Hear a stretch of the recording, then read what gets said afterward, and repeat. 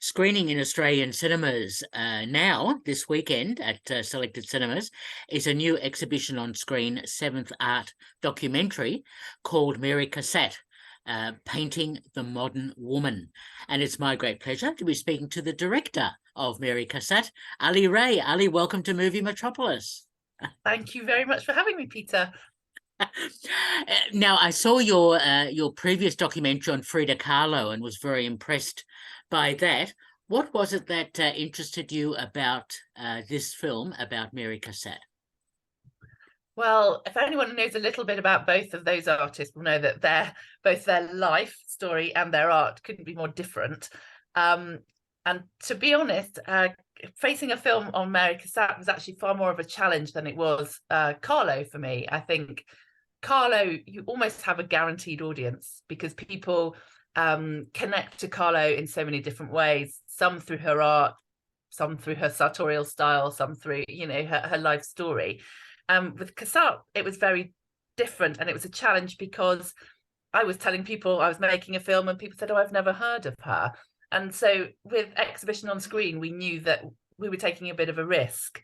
So I enjoyed the challenge. I had to completely immerse myself in a form of art maybe that wouldn't be my personal preference, but having studied it and got to know Cassatt's life story, and with some of the interviewees say in the film, once you look beyond the painting and start to look deeper, it opens up a whole new world. So yeah, it was a challenge. That's what motivated me to go for that one.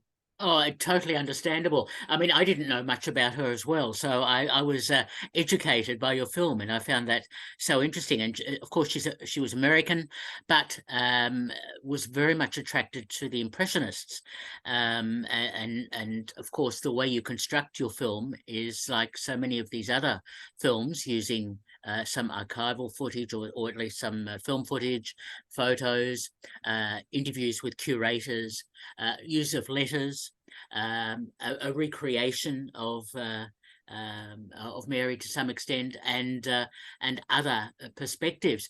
So tell me about putting that all together, because there is so much that is going on in this documentary, and I found it quite fascinating.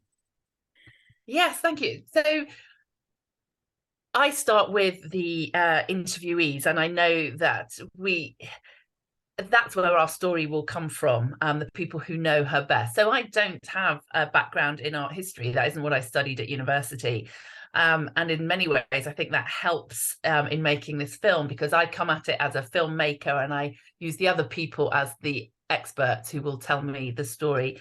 And I research so much, and I will look at the people who've written the books, and I see what they're like on camera, and I do lots of Zoom calls with people. And when you watch the film, almost the main interviewee, a young woman called Nicole Georgopoulos, I came across her by chance. I was meant to be interviewing her boss and was unable to speak to her that day, and she said, oh, Nicole will speak to you. And I realized I found this very young woman who quite unusually had dedicated her academic career to studying Mary Cassatt, and she brought a real freshness to, I think, the area of study. People have often dismissed Cassatt as not unworthy of study, but have sidelined her as an impressionist, and she was just a female impressionist. And this interviewee, Nicole, had really brought her to life through her sort of lifetime research. So, and Nicole was fabulous on camera. So that was my good starting point. I do like to use a little bit of dramatic reconstruction, not in any, I wouldn't want the actors to talk or anything like that. I see her Cassatt's paintings, any painting, as the cover of a story, almost like a book cover, because then there's so much to learn about each painting, whether it's about the people in it or when the artist created that painting. And I think by having dramatic reconstruction, it's just adding an extra element. So in this case, it was models dressed very similar to some of the models that Cassatt used in the paintings. It's shot maybe slightly slow-mo. I don't want it to look twee. You've got a very fine line, I think, when you do dramatic reconstructions in history programs. You don't want to break the spell for the audience to start thinking, oh, well, that looks a bit So I'm very, very careful to use them subtly and not too frequently, but just to enhance the pictures that we're talking about. I hope that comes across. It certainly does, and the use of her letters is just so interesting, and I love the way they're used as a way of explaining her motivation, her background, and so on, because she came from a reasonably wealthy American family who didn't really want her to be an artist, which I found so interesting, and yet she persevered and eventually became quite well known. Exactly. And I think the thing that really interests me about her is, obviously, as you say, she came from an incredibly wealthy family that in America, and women of that social class and of that wealth often used art as a hobby. And yeah, it was never expected that women should ever have their own careers. But what I loved about Cassatt was she didn't want art to be a hobby. Her art had to be a career, and she wanted to make a success and be financially independent. And this film, I hope, gets across that she really fought. She got so frustrated at again and again being rejected by the traditional salon in France, this annual show where that was the litmus test of what is good art, and it was a very strict jury, and they only stuck to one type of art. And she knew that that was the way that she'd get respect, but she would get her paintings refused again and again.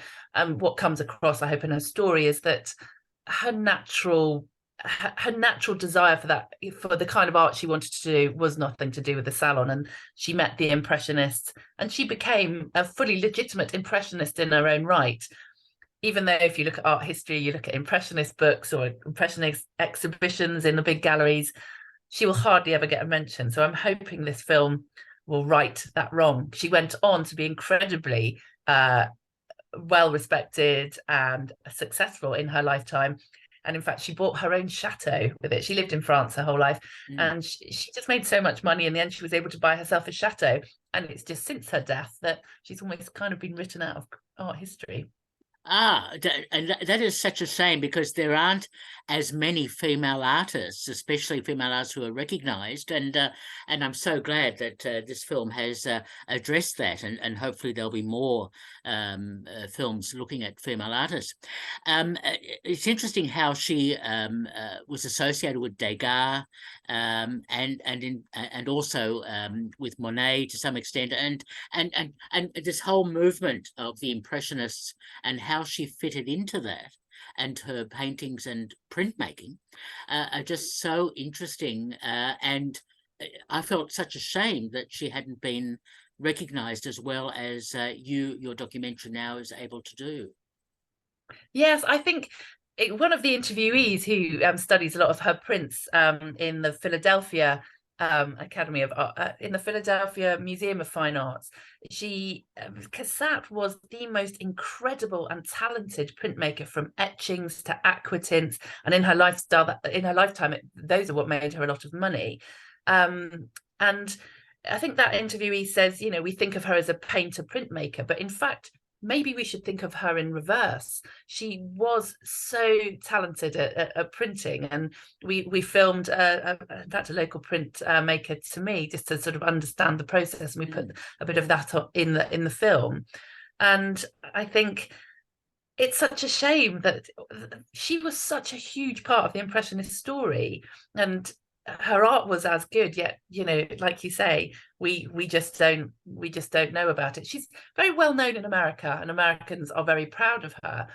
The National Gallery of Art in Washington, interestingly, puts Mary Cassatt's works in the French rooms, quite rightly, amongst the Impressionists. All the other, as far as I'm aware, the large galleries in the United States will always put her work in the American gallery. But I think Cassatt very much saw herself as a French artist. How very interesting. And as always, you use some terrific music by Asa Bennett, and that is so effective as part of the documentary. Oh, thank you. I've been watching the film along with other people. Yeah, it's going out in the UK this week, and it just reminded me again, watching it, how talented he is. I always worry about the process of music. the actual process of trying to describe to somebody what I would like or what I think would work. And for me as a filmmaker, I think that's my weakness, is my lack of ability to communicate in musical language. And Asa always says to me, no, I actually just want you to bumble through it and try and express to me what you want. Don't use musical terms, because that's my job. He said, I will interpret what you want. And I work with an incredible editor called Clive Mattock. He's like a BAFTA award-winning editor. We're very proud of him, and so it's a real privilege to work with him. And he's very good as well. He really helps me, and when we talk to Asa, to describe a scene. And I realised that you do have to go with gut instinct, because we'll ask Asa to do something and we'll watch that scene, and you just have to feel it in your gut. Does that work or not? And Asa's so patient, because sometimes we go back and go, I like a bit of music, but it just doesn't go. Can you start all over again? And I think you have to be a very patient person to do Asa's job. Well, congratulations on that and putting that into the documentary. Now, Mary was prominent in the late 19th, early 20th century, and her paintings, if we focus on those of women, and especially women and child, and the way she did that was to some extent quite unusual, quite different from the way men would depict women and children in paintings, and it also showed the way that she would depict women in a much more how shall we say, independent, career-oriented sort of way, rather than subservient, which a lot of the male artists would depict women as. So again, that was really quite fascinating for me. Yes, I think we look at the time Cassatt was working, the whole, that phrase "new woman" was starting to be bandied about, and it was where women were coming out from almost being restricted, in life. Still in her social strata, Cassatt couldn't go to a cafe on her own. She couldn't, go unaccompanied, to the shops. She couldn't. She was incredibly restricted, and you're right. So her images showed women of her society doing the things that she saw them doing, which the initial viewer, maybe from our sort of time that we're living, we look and we think, oh, it's just somebody in a, women having cups of tea or women reading a paper. But actually at that time it was quite radical to show a woman reading a political newspaper, Le Figaro, or to show women sort of together, reading or doing something, or in thought. That women in art up until this point had been pretty much used as a model, as to prettify a work, or to the male gaze, maybe women in their bathroom getting ready. A male artist would have shown a lot of flesh, or there was quite a seductive element to that image. With Cassatt, it was, these are women with, this is what we do. This is a woman washing her face in the bathroom in the morning, and she had access to those scenes as they were normal everyday things. They were beginning to show women as unique creatures who had their own lives, their own thoughts, and I think that's when she started to show that shift of a new way of seeing women, certainly seeing women in art, but also women's role in society was changing. And there's that she became known as doing a lot of women and child images, and to the point, and it says in the film, in the end she reflected and said she did too many of them. It was because they were so successful. Her art dealer was encouraging her to do it. It was almost like, I think, Monet's water lilies. In the end they knew it was a real money maker and people would snap them up.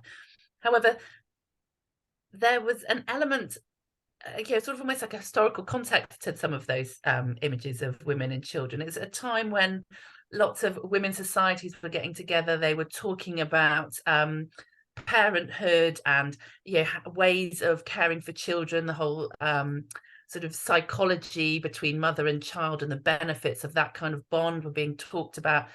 Parenthood was starting to be intellectualized, and the benefits of engaging with your child rather than just letting them run riot. And so Cassatt was examining those kind of discussions through those works. And a very famous, lovely painting called I think it's woman and child bathing, and she's washing, the mother is washing her child's feet. And actually that also goes alongside the fact that there were big discussions about child hygiene, how you should keep your children clean, which would help prevent child mortality. And so, there's a whole other reading of those paintings that to us might just seem quite a nicey whimsical image of a mother and a child. And interestingly, often the people that appear in those paintings weren't actually mothers with their own children. She used models.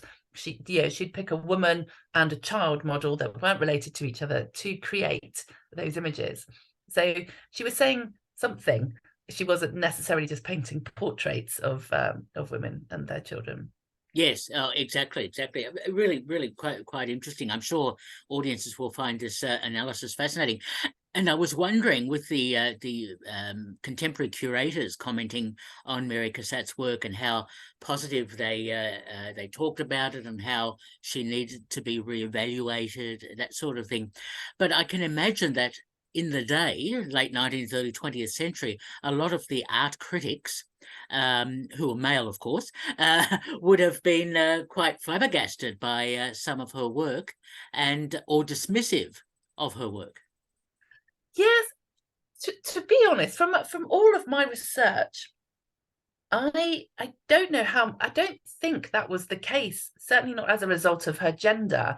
The first Impressionist exhibition that she took part in, I think, possibly was the fourth. I can't quite recall, but the reviews of her work were fantastic, and actually she sold works. And up until that point, maybe the critics' views of Monet's work and Renoir's work had been quite disparaging. But with Cassatt's work, she got a lot of respect. And even between her sort of Impressionist colleagues, she was only ever treated equally. So I think that sort of applying the gender issue has been something that we've done, retrospectively. I think she genuinely enjoyed equality as an artist with her male colleagues at that point. What she wasn't able to do was, we know the stories of Monet and Degas, where they would meet in the cafes, and Cassatt wasn't able to go there. So Cassatt and another female impressionist, Bert Morisot and Eva Gondolas, they would meet in people's houses, and then the male impressionist colleagues would come and meet them in evenings like that. So that's how they would meet and discuss their work and their mission and their exhibition. So she really was treated quite, it's only art history that I think has sort of seen it from that perspective. Oh, that is so interesting to hear. Thank you for clearing up my misconception to some extent about that. But we all hold it, and I suppose it's not a surprise, is it? Because I was sort of talking to some of my audiences. The National Gallery here in London has 2,300 artworks, and only 24 of those are by women.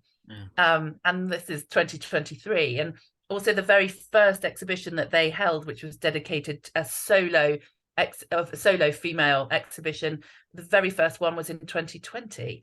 That's only 3 years ago.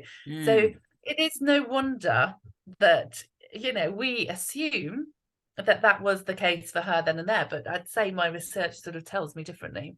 Okay, excellent. I'm really interested to hear that. Now, you've already mentioned that you work with an editor, but tell me about the process of turning this into a 90-minute documentary, because, of course, with all the contemporary footage and the curators and the archive, all sorts of wonderful material, editing that into a 90-minute film and getting it to flow appropriately for an audience as a documentary is always a challenge. Tell me about that. I love stories, and that's why I love art, because I see every piece of art as a story in itself.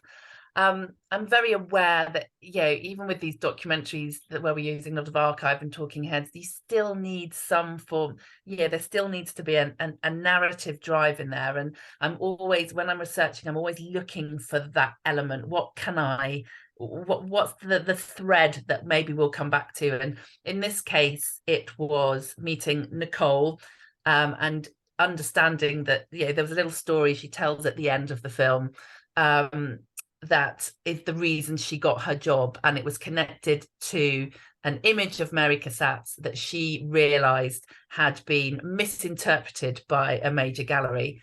And so I used that to top and tail the film, and therefore that's my starting point to, you know, to weave my way through the film, and we came back to her at the end so she could conclude it. So I had my beginning and my end. This one is I've used a chronological sort of structure so that we can see the development of Cassatt's work through her time. It seemed to work for her. I think next time another film I would do it, I'd like to do something different. And you know, it's always, you've got to tell a story.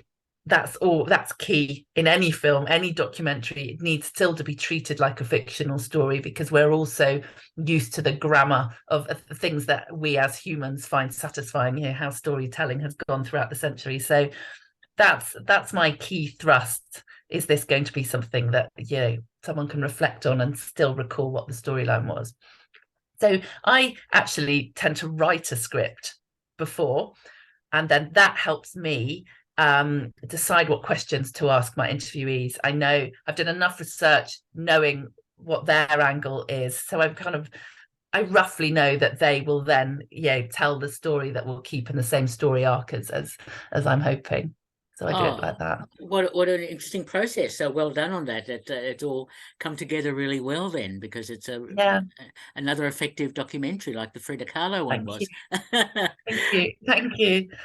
So now the film is releasing in Australian cinemas now as we speak, this weekend, and hopefully for the next few weeks.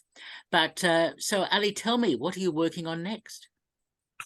Well, next is so it's not a female artist. Next, I am absolutely delighted to be working on a film about Gustav Klimt and his famous Kiss painting. So I'm off to Vienna in a few weeks to start, really doubling down on my research. So I'm absolutely delighted. Fantastic. Yes. I love Vienna. I've been there a couple of times, and it's a beautiful city. So Klimt, that should be really quite fascinating. And in many respects, I mean, you and Phil, etc., you are really so good at finding artists and finding the hooks that go with those artists, so that audiences would learn more about them. And I'm sure that there is an unending possibility in terms of other artists who deserve to be filmed. Absolutely. So I'm always on the lookout, and I'm always making suggestions. So it's you've got to draw a sort of happy balance between the ones with the really interesting stories and the ones with the well enough, the big enough names that people will draw people into the cinemas. But with Cassatt, as you say, less well-known artist, but we hope that people are interested enough to realize that, okay, so she was an impressionist, she was the forgotten one. Let's I know a bit about impressionism, let's come and learn a new side of it. So that's what Mary Cassatt will give you. It certainly will, and certainly I urge everyone listening to this interview or watching it on my YouTube channel to go and see this fine documentary. And it's been a pleasure talking to Ali Ray, who's the director of Mary Cassatt, Painting the Modern Woman. Great title. Thank you so much, Ali, for talking with me. Oh, thank you, Peter. Thank you so much for having me on. All the best. Bye-bye. Bye.